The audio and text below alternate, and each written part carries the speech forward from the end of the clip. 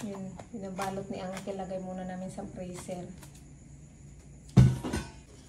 3 layer na ba ito, te? Sa ilalim? Nagka-3, 4. Ito na pala ito. 4 layer na tayo, Uncle. Ay, sige.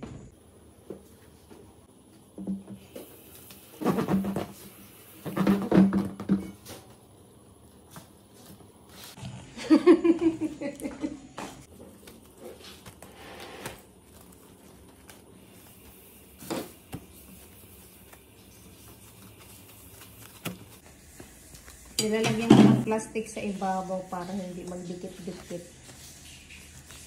At hindi ako mahirapan magtanggal pag prituhin ko na. Nag-ulang ako ng pambalot, so hindi ko ito naubos. Ito na ilagay namin.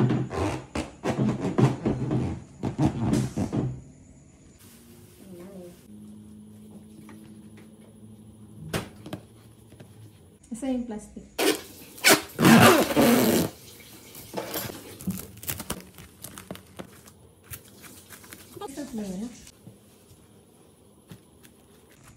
Para hindi tayo mahirapan. Tanggal.